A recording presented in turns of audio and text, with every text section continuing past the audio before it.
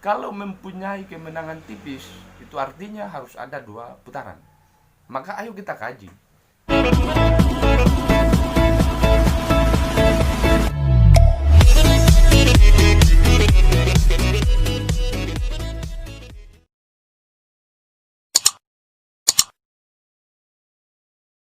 Bismillahirrahmanirrahim. Assalamualaikum warahmatullahi wabarakatuh. Selamat berjumpa kembali bersama saya Henry Majid.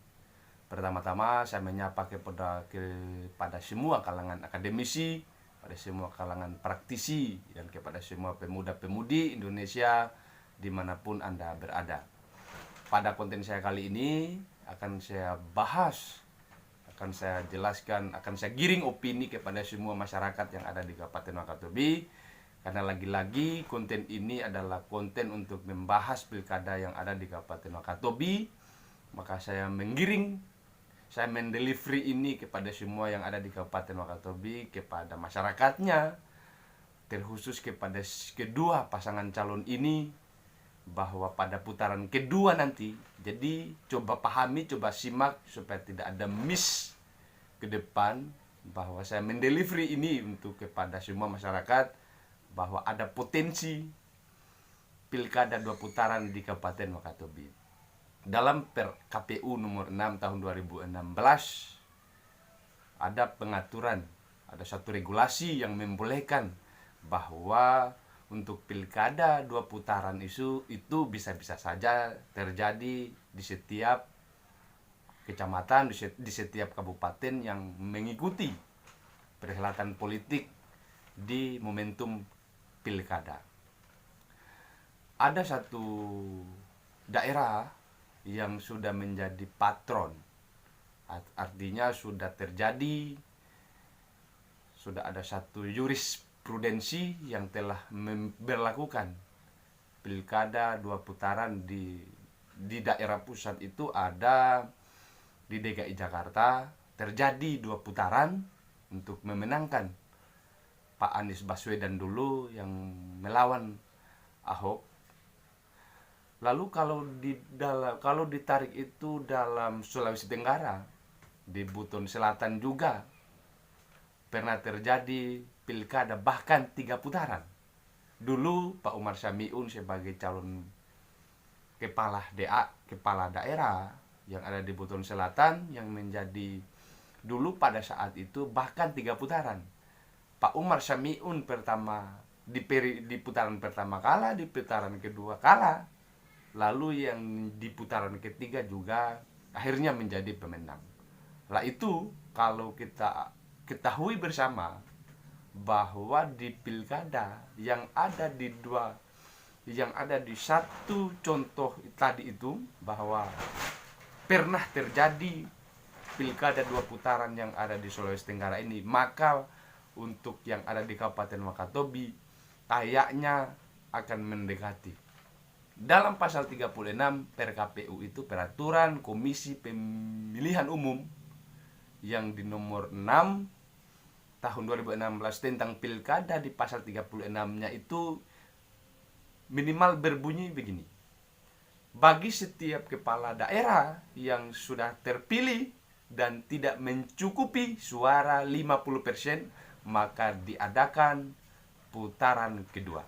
Jadi dalam tanda petik itu harus di atas 50% baru dinyatakan dia sebagai, atau dia sudah fix sebagai bupati atau sebagai kepala daerah. Lalu apa teknis kalau seandainya sudah terjadi pemilihan umum yang ada di Kabupaten Wakatobi lalu tidak mencapai di atas 50% itu? Maka secara undang-undang di PKPU itu sudah memenuhi syarat untuk diberlakukan putaran kedua yang ada di Kabupaten Wakatobi. Dari peristiwa konkret, dari momentum kampanye yang sudah nampak ini, baik Pak Rahawi maupun Pak Halyana ini, sekiranya dibaca oleh semua kita yang ada di Kabupaten Wakatobi, bahwa rasa-rasanya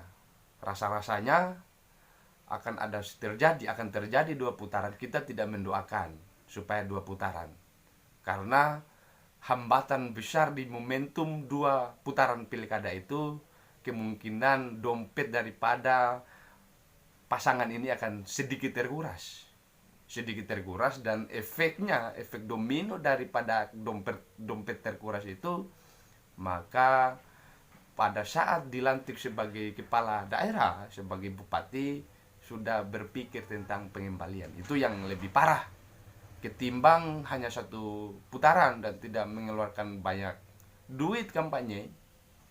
Maka di putaran kedua itu lah yang harus kita antisipasi sebenarnya sebagai masyarakat yang di Kabupaten Wakatobi, bahwa untuk potensi 50% ke atas itu harus diperoleh. Tapi itu kemudian tergantung daripada kerja-kerja dari tim ini. Apakah mengoptimalkan kemenangan 50%, 50%,1 atau bahkan, karena yang sekarang terjadi, yang sekarang itu saling mengklaim bahwa mereka kuat, bahwa mereka juga punya potensi untuk menang. Itu loh yang akan menjadi pisau analisis untuk menjadikan, karena sama-sama mengklaim bahwa kami menang. Jangan sampai kami menang itu hanya kisaran 49%. Juga masing-masing yang ada di Kabupaten Wakatobi ini, masing-masing pasangan ini juga hanya 40, dari masing-masing pasangan ini hanya mempunyai kemenangan tipis. Jadi kalau mempunyai kemenangan tipis, itu artinya harus ada 2 putaran. Maka ayo kita kaji potensi kemenangan daripada masing-masing pasangan ini, Arhawi, dan potensi kemenangan Arhawi dan potensi kemenangan Pak Halyana. Dulu di Kabupaten Wakatobi terjadi pemilihan umum dan hanya terjadi satu kali saja, satu putaran saja, hanya dengan kemenangan 777.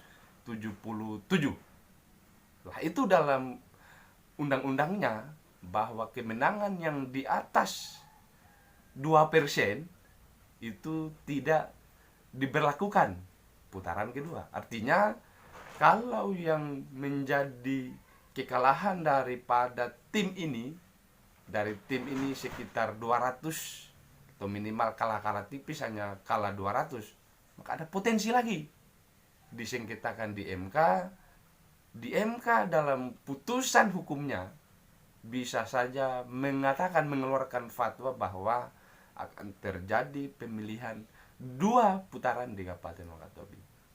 Makanya di momentum ini, baik Pak Arhawi maupun Pak Halyana harus punya kesiapan yang matang, sembari menyiapkan semua basis massa itu yang jelas, harus juga mempunyai kesiapan finansial yang memadai. Karena di momentum 2 putaran nanti ke depan, yang akan terjadi itu adalah semua strategi, semua basis massa yang telah dikumpulkan di putaran pertama ini, itu yang bahkan ada yang bisa lari, ada yang bisa lagi bertahan, harus ada rolling. Yang sekarang ke Pak Halyana, sekarang boleh jadi ke depan akan ke Pak Arhawi. Sebaliknya, yang sekarang ke Pak Arhawi boleh jadi selanjutnya di putaran kedua akan beralih ke Pak Halyana.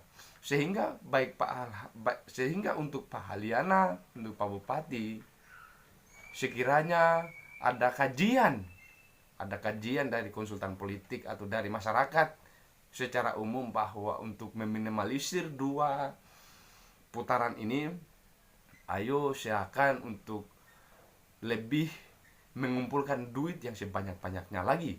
Karena masyarakat di luar, masyarakat yang ada di Kabupaten Wakatobi ini sebetulnya sembari mengharapkan pemimpin yang untuk membawa Kabupaten Wakatobi dan masyarakatnya kepada kesejahteraan.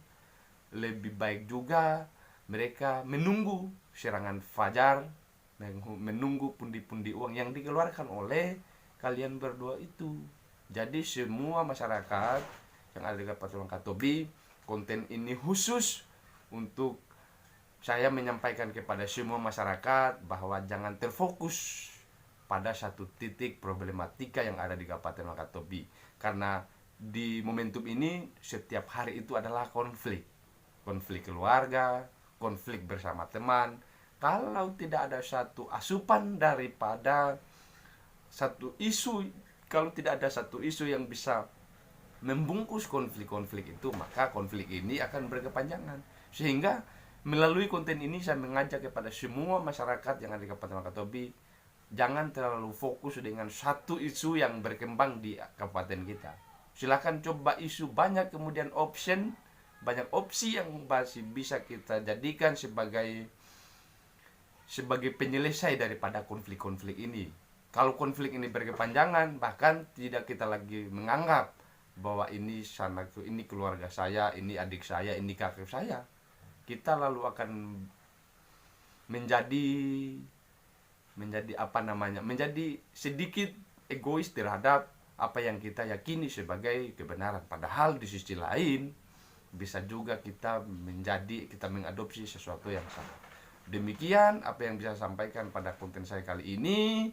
Konten ini tidak lain adalah untuk menggiring opini kepada semua masyarakat supaya fokus konflik politik yang ada di Kabupaten Wakatobi ini bisa diminimalisir, minimal dijadikan sebagai lelucon saja, karena ini adalah tahun politik.